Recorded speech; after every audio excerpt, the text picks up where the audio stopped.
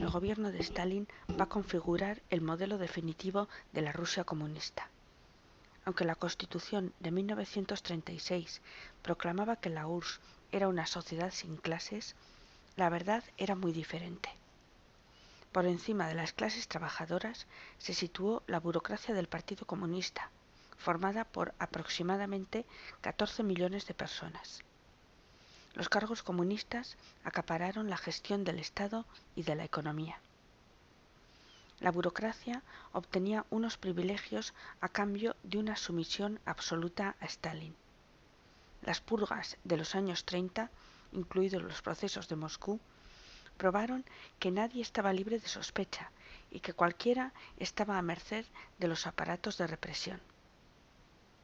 La sociedad que surge del stalinismo retornó a los valores sociales tradicionales, ensalzando las nociones de jerarquía y autoridad.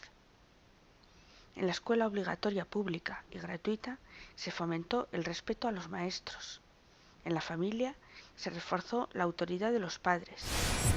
En el ejército se ensalzaron las nociones de jerarquía, obediencia y disciplina.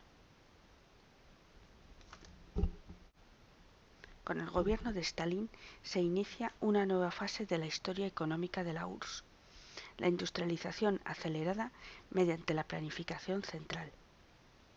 En esencia, el giro de la política económica soviética se plasmó en la elaboración por parte del Gosplan de los planes quinquenales. El primer plan establecía las prioridades económicas del Estado, a cuya consecución se sometían las decisiones de empresas e individuos. La prioridad máxima fue el rápido crecimiento de la industria pesada y de armamento. Este objetivo se basó en una pieza clave, la colectivización forzada de las explotaciones agrarias. La propiedad privada, a la que se hizo responsable de los problemas de abastecimiento, desapareció. Los campesinos se vieron forzados a integrarse en ellas o a emigrar en las ciudades. Se desarticuló así todo el sistema agrario de la NEP, lo que contribuyó decisivamente a la hambruna de 1933. El crecimiento de la industria pesada y su redistribución espacial, sin embargo, resultó muy rápido. Mucho menos brillantes fueron los resultados de la industria de bienes de consumo. El segundo plan quinquenal, del 33 al 37, estableció objetivos más realistas. A partir del 34, el empeoramiento del clima político internacional se tradujo en una gran expansión de la industria armamentística. La imposición de la industrialización acelerada de Stalin exigió la depuración del aparato económico bolchevique. Las purgas de Stalin afectaron a buena parte de los cuadros económicos y directivos empresariales. Para consolidar el poder personal, Stalin se desembarazó de los otros dos miembros de la Troika, Kamenev y Zinoviev, y desde entonces intensificó los elementos autoritarios del régimen soviético. Recurrió a una planificación a escala desconocida del terror, encaminado a eliminar cualquier oposición o crítica, ya fuera real o imaginaria. Las depuraciones internas o purgas stalinistas consistieron en la eliminación violenta y arbitraria de enemigos y disidentes políticos, pero también de muchos inocentes como consecuencia de la personalidad paranoica del dictador. Las principales víctimas de la depuración fueron los propios militantes del Partido Comunista, especialmente los cuadros históricos de la Revolución de 1917, es decir, las personalidades del movimiento bolchevique, muchos de ellos compañeros de Lenin, pero también buena parte de los oficiales del Ejército Rojo, a los que se acusó indiscriminadamente de conspiradores.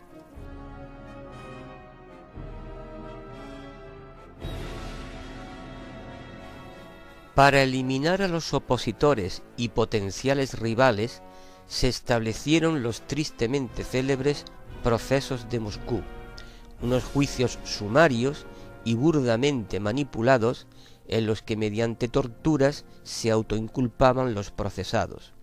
De esa manera expeditiva se ejecutaron las purgas estalinistas, que provocarían a la postre la renovación radical del Partido Comunista y el sometimiento incondicional de ese partido a su líder. La dictadura totalitaria de Stalin adoptó dimensiones sanguinarias, y cualquier oposición a los planes ideados por el tirano provocaban una violencia indiscriminada que causó millones de víctimas, no sólo entre grupos sociales definidos como los kulaks, sino incluso sobre pueblos enteros que fueron deportados a regiones inhóspitas de Rusia para su exterminio en los siniestros gulag.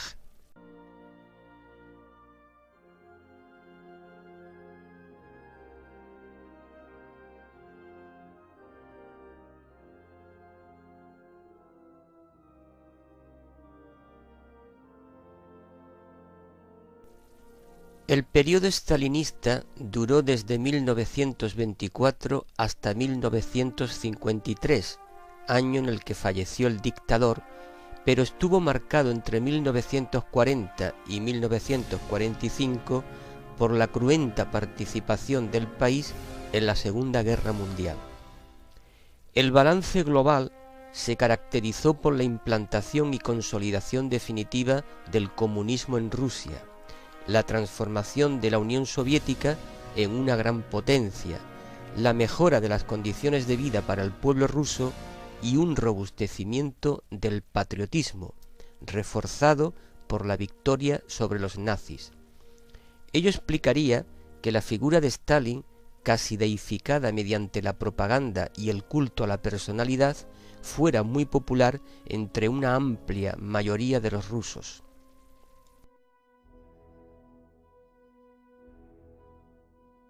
Tras consolidar su poder personal, en 1929 Stalin decidió la supresión definitiva de la nueva política económica, por considerar que había generado efectos antisocialistas, ya que durante su aplicación se creó una pequeña clase social enriquecida integrada por los kulaks y los netman.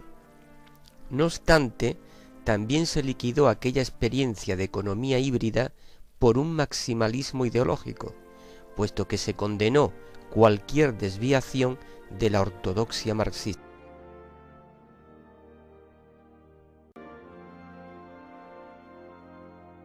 Así pues, el nuevo objetivo programático del estalinismo sería liquidar la permisividad de prácticas capitalistas y crear una economía plenamente socialista en la Unión Soviética.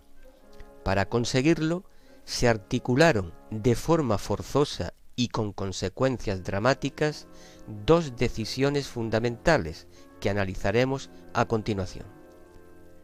En primer lugar, la colectivización de la propiedad agraria e industrial, es decir, se expropió a los kulaks y a los netman del control de sus tierras y negocios, pero además semejante proceso se llevó a cabo con una violencia inusitada hasta el punto de eliminar físicamente a gran parte de aquellos grupos sociales. Con la colectivización, todo el aparato productivo pasó a ser, directa o indirectamente, propiedad estatal.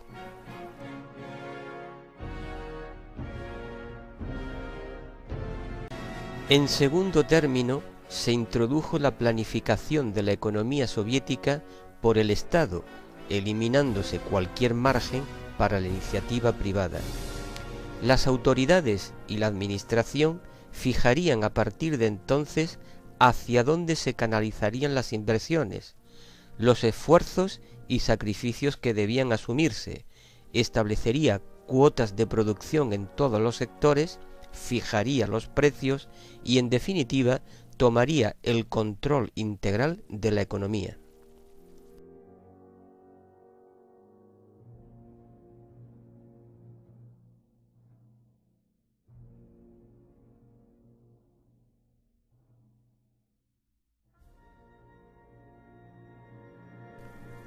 El instrumento para conseguir los nuevos objetivos económicos del régimen serían los denominados planes quinquenales, ya que se programaban los grandes objetivos macroeconómicos antes señalados para desarrollarlos y alcanzarlos en períodos de 5 años. El primer plan quinquenal, operativo desde 1929 hasta 1933, se marcó como meta eliminar el creciente sector privado que había generado la NEP, una medida que causó millones de víctimas. Estableció también el principio de autofinanciación de las empresas estatales, con la consecuente imposibilidad de pedir préstamos extranjeros. También pretendió la creación masiva de técnicos y esencialmente potenciar la industria pesada. Con todas esas medidas, Stalin pretendía superar de forma urgente el retraso económico de Rusia. El balance final del primer plan quinquenal fue polivalente. Es cierto que cosecharía un espectacular éxito en el sector secundario, pues consiguió duplicar la producción industrial, tanto la de hierro como la de carbón, así como ampliar el tejido industrial ruso a nuevas regiones que se especializaron en determinadas funciones industriales. Sin embargo, fue un rotundo fracaso en el sector primario, debido a la eliminación brutal de los kulaks y la colectivización forzosa de las tierras, una medida que protestaron muchos campesinos y por ello cruelmente represaliados. Y Rusia volvió a tener problemas serios para autoabastecerse ante la pésima gestión de las granjas estatales y las cooperativas de agricultores. La consecuencia fue la irrupción de nuevas hambrunas catastróficas como la de 1933.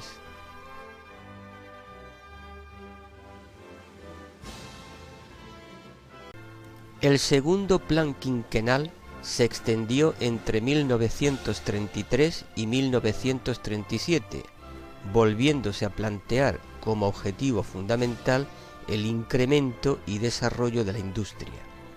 No obstante, contempló las primeras medidas para mejorar las condiciones de vida de la sufrida población soviética. Por ello, se amplió y profundizó el sistema educativo, la sanidad y la construcción de viviendas. Esa política le dio un enorme prestigio a Stalin entre las masas populares, desinformadas del coste humano causado por las colectivizaciones forzosas, y por ello se iba a mantener durante la siguiente planificación. Pero el tercer plan quinquenal, comenzado en 1937, se vería interrumpido como consecuencia de la invasión alemana y la entrada del país en la Segunda Guerra Mundial.